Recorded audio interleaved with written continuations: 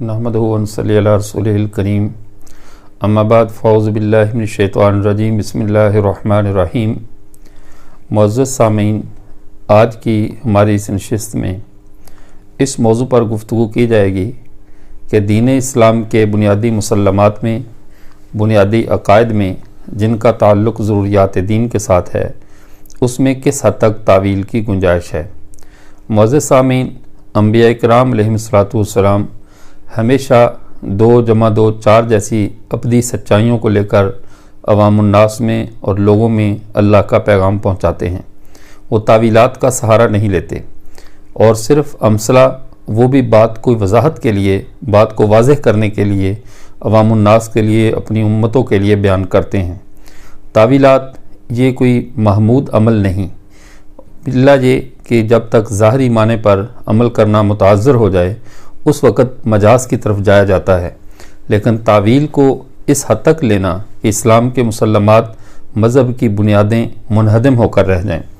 جتنی بھی باطنی تحریکیں ہوتی ہیں، فری میسن نظریات پر چلنے والے لوگ جو کہ اپنے مخفی راستوں کے ذریعے اسلام پر حملہ آور ہوتے ہیں، جو ہمیشہ اسلام کی ظاہر نصوص کو پہلے تبدیل کرتے ہیں، ان کو ان کے اصل معنی سے نکالتے ہیں، نکال کر پھر ان کے اندر اپنے مرضی کے معنی داخل کر لیتے ہیں۔ یاد رہے کہ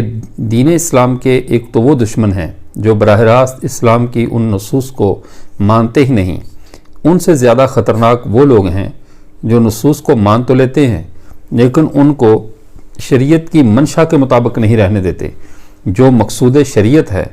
وہ ان کا بالکل اس سے معنی کو پھیر دیتے ہیں، معنی کو بدل کر رکھ دیتے ہیں۔ جیسے اس کی مثال مرزا غلام احمد قادیانی ہے، یا اس طرح کے اور لوگ، جاوید احمد غامدی جیسے، یا مرزا محمد علی جہلمی، اس طرح کے اور بہت سے لوگ ہیں جو کہ قرآن پاک کی صریح نصوص کو، واضح احکامات کو، جن کے اوپر امت کا اجماع ہو چکا، یا وہ ان کو تواتر حاصل ہے، یا وہ نص قطعی یا قطعی ثبوت، قطعی دلالت آیات قرآنیہ ہیں، ان تمام باتوں کو لے کر ایسے معنی پر بدل دیں گے، اور بظاہر چونکہ وہ ایک نئی بات ہوتی ہے اور انسان کی طبیعت، انسان کی فطرت اس نوعیت کی ہوتی ہے کہ نئی بات کی طرف زیادہ جھکتا ہے، تو وہ معنی کو بدل کر نئی باتیں ان میں داخل کر کے بیان کرتے ہیں، جس سے لوگ ان کی باتوں کو سن لیتے ہیں اور گمراہی کا شکار ہو جاتے ہیں۔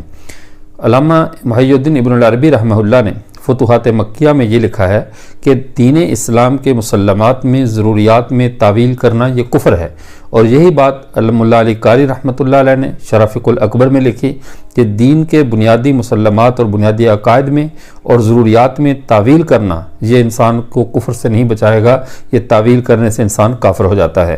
اس طرح اور امام غزالی رحمہ اللہ نے اس پہ مزید احیاء علوم الدین میں اور الاقتصاد فی الاعتقاد جو ان کی کتاب ہے، اس کے اندر بھی بڑی تفصیل سے اس موضوع پر لکھا کہ دین اسلام کے بنیادی مسائل میں، ضروریات دین میں تعویل کی گنجائش نہیں ہے۔ حتیٰ کہ مرزا غلام احمد قادیانی بھی،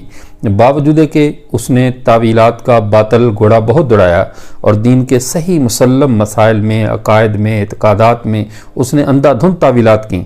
لیکن جو حق تھا اسے تسلیم کیے بغیر وہ بھی نہ رہ سکا کہ اسے بھی یہ کہنا پڑا کہ جو چیز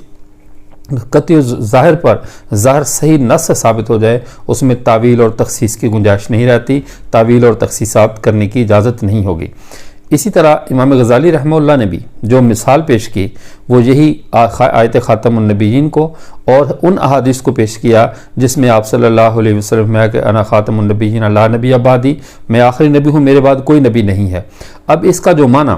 پوری امت مسلمہ نے سمجھا، وہ یہی سمجھا، اور یہی امت مسلمہ کو بتانا مقصود شریعت تھا، یہی مقصود جناب رسول کریم صلی اللہ علیہ وسلم کا تھا کہ میرے بعد کوئی نبی نہیں ہے کسی بھی قسم کا۔ اب اس کے معنی میں تبدیلی کرتے ہوئے یہ کہنا، ہاں ایسا نبی نہیں ہے جو شریعت لے کر نہ آئے، اور جو غیر شرعی نبی ہے وہ آ سکتا ہے، یا ذلی آ سکتا ہے، یا بروزی آ سکتا ہے۔ اب یہ نص کے اندر ایسی تعویل ہے جس سے نص کا معنی باطل ہو جاتا ہے، نص کا مقصد فوت ہو جاتا ہے، تو ایسی تعویل کرنا کفر ہے جو کہ ان نصوص کے معنی کو بدل کر رکھ دے۔ تو قادیانیت کا